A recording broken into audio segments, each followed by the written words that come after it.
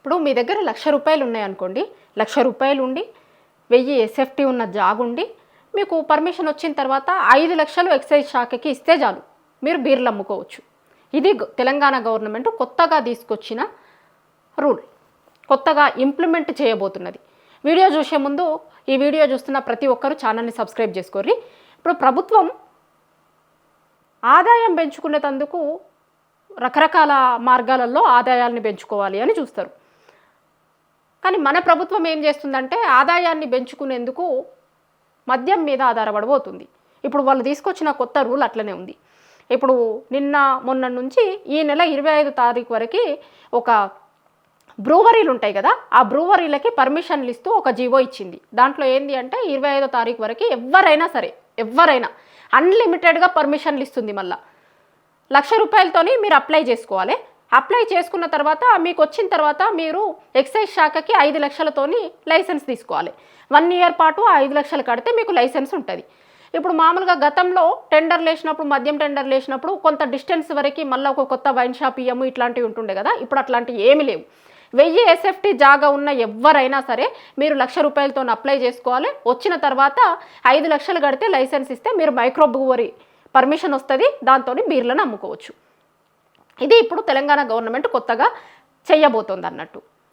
ఇప్పుడు ఆదాయం పెంచుకోవడం కోసమని గతంలో ఆదాయం పెంచుకునే మార్గాలు ఏముంటుండే, ఎట్లా చేస్తుండే అంటే రియల్ ఎస్టేట్తోని చాలా ఆదాయం వస్తుండే. స్టాంప్స్ అండ్ రిజిస్ట్రేషన్స్తోనే చాలా ఆదాయం వస్తుండే ప్రభుత్వాలకి. ఇప్పుడు స్టాంప్స్ అండ్ రిజిస్ట్రేషన్స్ పరిస్థితి ఏందో మనకు తెలుసు కదా.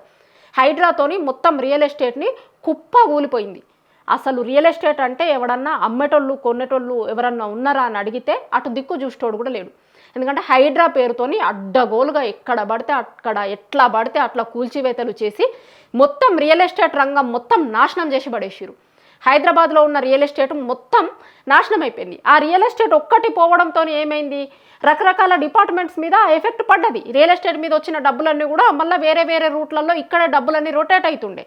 ఇప్పుడు చాలాసార్లు చెప్తారు, చాలామంది ఎక్స్పర్ట్స్తో మాట్లాడినప్పుడు ఏం చెప్తారంటే రియల్ ఎస్టేట్లో డబ్బులు తగ్గిపోయినాయి కాబట్టి మిగతా అన్ని రంగాలు కూడా ఒక స్తబ్దుగా ఉన్నాయని. ఎందుకంటే ఆ రియల్ ఎస్టేట్తో పెట్టిన పైసలన్నీ ఏమొస్తుండే, మళ్ళీ రొటేట్ అవుతుండే. ఇదే తెలంగాణలో రొటేట్ అవుతుండే వివిధ రూపాలలో. వాళ్ళు రకరకాల రూపాలలో వచ్చిన డబ్బులని ఫ్లోట్ చేసేటోళ్ళు. కానీ రియల్ ఎస్టేట్ మొత్తం పడిపోయింది కదా, అన్ని బిజినెస్లు ఆగిపోయినాయి, ఎక్కడికక్కడ కూలబడిపోయినాయి అన్నట్టు అన్ని బిజినెస్లు. రియల్ ఎస్టేట్ మొత్తం నాశనం అవ్వడానికి ఏకైక కారణం హైడ్రా. ఎవరు ఒప్పుకున్నా ఒప్పుకోకపోయినా ఎక్స్పర్ట్స్ అందరూ చెప్తుంది అదే. రియల్ ఎస్టేట్ రంగం మొత్తం పడిపోవడానికి ప్రధానమైనటువంటి కారణం హైడ్రా. గతంలో హైదరాబాద్లో ఎంత రియల్ ఎస్టేట్ అయితే వేగంగా పెరిగిందో అంతే దారుణంగా కాంగ్రెస్ ప్రభుత్వం వచ్చిన తర్వాత రియల్ ఎస్టేట్ మొత్తం పడిపోయింది. అయితే రియల్ ఎస్టేట్ పడిపోవడంతో ఏమైంది, స్టాంప్స్ అండ్ రిజిస్ట్రేషన్స్ మొత్తం తగ్గిపోయినాయి. అంటే అమ్మకాలు లేవు, కొనుగోలు లేవు కదా. లేకపోవడంతో ఎక్కడి నుంచి అవుతుంది, అక్కడి నుంచి గవర్నమెంట్కి వచ్చే ఆదాయం మొత్తం కూడా తగ్గిపోయింది.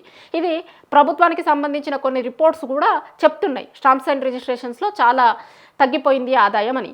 ఇప్పుడు ఆదాయం ఎక్కడి నుంచి పెంచుకోవాలి, ఆదాయం పెంచుకోవడానికి వీళ్ళకి కనిపిస్తుంది, మేజర్గా కనిపిస్తుంది ఏంది, ఈ మైక్రో బ్రూవరీల పర్మిషన్లు ఇవ్వడం. ఇప్పుడు గతంలోనే మద్యంకి సంబంధించింది పెంచిర్రు రేట్లు.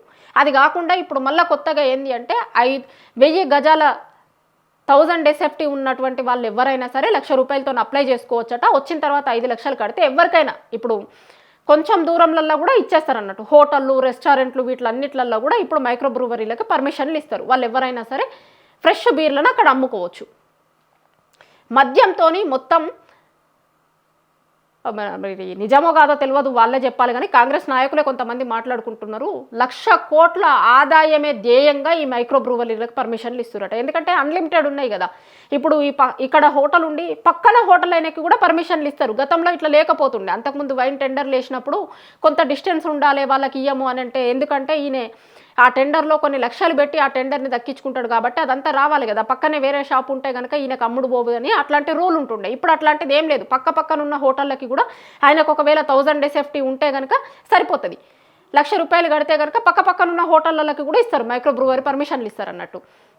అసలు ఇది ఎంత దారుణం అంటే మున్సిపాలిటీలలో దీన్ని తీసుకొని వస్తున్నారు. ఊర్లలో మొత్తం ఇప్పటికే ఇప్పుడు అధికారంలోకి రావడానికి ముందు కాంగ్రెస్ ప్రభుత్వం చెప్పింది ఏంది, చేసింది ఏంది, బెల్ట్ షాపులు మొత్తం ఎత్తేస్తాం, ఊర్లలో ఉన్న బెల్ట్ షాపులతో చాలా నష్టం జరుగుతుంది, యువత అంతా కూడా ఇబ్బంది పడుతుంది అని చెప్పారు గతంలో. బెల్ట్ షాపులు ఎత్తేస్తాము అని అధికారంలో రావడానికంటే ముందు చెప్పి ఇప్పుడేమో మైక్రో బ్రూవరీలకు పర్మిషన్లు ఇస్తాము అంటే ఎట్లయితుంది? ఇది ద్వంద్వ విధానాలు కాదా? ఇప్పుడు ఓ దిక్కేమో మేము మొత్తం డ్రగ్స్ గంజాయి రహిత రాష్ట్రం చేస్తాము, ఎందుకంటే ఇవన్నీ చేస్తాము, మొత్తం నిర్మూలిస్తాము, ఈగల్ లాంటి దాన్ని తీసుకొని వచ్చినాము అది ఇది అని చెప్పుకుంటూ మద్యంని మాత్రం మొత్తం ఏరులై పారిస్తాము, ఊర్లలకు కూడా మున్సిపాలిటీల వరకు కూడా మద్యం దుకాణాలని తెరుస్తాము అని అంటే ఎట్లయితుంది? అసలు ఎట్లా సమాధానం చెప్పుకుంటుంది ప్రభుత్వం? ఇప్పుడు గతంలో చాలామంది గౌడ్స్ చాలామంది కూడా చెప్పారు కదా, అంతకుముందు ఒక దగ్గర కల్తీ కళ్ళు అది ఇది అనేది వచ్చినప్పుడు వాళ్ళు ఆ రోజే చెప్పారు, దీన్ని అడ్డం పెట్టుకొని కల్తీ కళ్ళు అనేదాన్ని చెప్పి మొత్తం తెలంగాణలో కళ్ళు కాంపౌండ్లు అనేది మొత్తం లేకుండా చేసే ప్రయత్నం చేస్తుంది. గౌడన్నలకి పెద్ద ఎఫెక్ట్ ఇప్పుడు ఇది, ఊర్లలో ఉంటున్న వాళ్ళకి కూడా. అందుకే గౌడ్స్ అందరు కూడా చాలామంది వ్యతిరేకిస్తున్నారు దీన్ని. అట్లా చేసి వాళ్ళు ఇప్పుడు కల్తీ కళ్ళని ఇంకొకటని ఆ కళ్ళు కాంపౌండ్లు అన్నీ మూసేసి మైక్రో బ్రూవరీలను తెరిచేటువంటి ప్రయత్నం చేస్తున్నారు అనేది ఇంకొకటి వినిపిస్తుంది. చాలామంది మాట్లాడుతున్నారు, చాలామంది గౌడ కమ్యూనిటీకి సంబంధించిన చాలామంది నాయకులు మాట్లాడుతున్నారు కూడా. అసలు ఈ మైక్రో బ్రూవరీల పర్మిషన్ అనేదే చాలా దారుణమైన నిర్ణయం అని కూడా చాలామంది మాట్లాడుతున్నారు. ఒక దిక్కు బెల్ట్ షాప్లని మొత్తం ఎత్తేస్తాము అని చెప్పి అధికారంలోకి రావడానికి ముందు ఇప్పుడు కూడా కొంతమంది కాంగ్రెస్ నాయకులు మాట్లాడుతున్నట్టున్నారు. ఇప్పుడు కోమటిరెడ్డి లాంటి నాయకులు అయితే వాళ్ళ నియోజకవర్గంలో ఉన్న బెల్ట్ షాపులు ఎత్తేస్తా అని అంటున్నాడు. ఒక దిక్కు వాళ్ళ కాంగ్రెస్ నాయకులే నియోజకవర్గంలో ఉన్న బెల్ట్ షాపులు ఎత్తేస్తాము అంటారు. మళ్ళీ కాంగ్రెస్ పార్టీ అధికారంలో ఉన్నటువంటి మీరు ప్రభుత్వంగా ఉన్నటువంటి మీ ప్రభుత్వమేమో మైక్రో బ్రూవరీలకు పర్మిషన్లు ఇస్తాము అంటారు. ఇది ఎట్లయితుంది? ఇప్పుడు ప్రభుత్వం ఆదాయాన్ని పెంచుకోవాలి అనుకుంటే రకరకాల రూపాలలో ఆదాయాన్ని పెంచుకోవాలని, కానీ జనాలకు ఇబ్బంది కలిగేటువంటి దానితో ప్రభుత్వాలు ఆదాయాలు పెంచుకుంటాము అనడము చాలా దారుణము, తప్పుడు నిర్ణయము అనేటువంటిది తెలంగాణలో ఉన్నటువంటి సమాజం అంతా కూడా చెప్తుంది. కానీ ప్రభుత్వం వింటున్నట్టుగా ఆ దిశగా ఆలోచన చేస్తున్నట్లుగా అయితే కనిపిస్తలేదు. ఎందుకంటే ఆల్రెడీ ఇచ్చేసిరు, దానికి సంబంధించి జీవో వచ్చినట్టుంది. 3 తారీఖు నుంచి 25వ తేదీలోపు ఎవరైనా సరే అప్లై చేసుకోవచ్చు. అప్లై చేసుకున్న తర్వాత పర్మిషన్లు ఇస్తారట అందరికీ అన్కండిషనల్గా. ఎవరైనా ఎన్ని అప్లికేషన్స్ అన్నా రావచ్చు. అప్లికేషన్స్ వచ్చిన ప్రతి ఒక్కరికి మైక్రో బ్రూవరీ పర్మిషన్ వచ్చినట్టే. డిస్టెన్స్తో సంబంధం లేదు, లేకపోతే అక్కడ ఇంకేదన్నా ఉందా ఏదన్నా అది ఇది ఏం చూడాల్సిన అవసరం లేదు. కేవలం 1000 ఎస్ఎఫ్టీ ఉన్నటువంటి ప్రతి ఒక్కరికి కూడా ఇప్పుడు ₹1,00,000 కట్టి ఉన్నటువంటి వాళ్ళందరికీ కూడా మైక్రో బ్రూవరీ పర్మిషన్లు ఇవ్వబోతోంది. దీని ద్వారా ఆదాయాన్ని పెంచుకోవాలి అనేటువంటి ప్రయత్నం ప్రభుత్వం చేస్తుంది.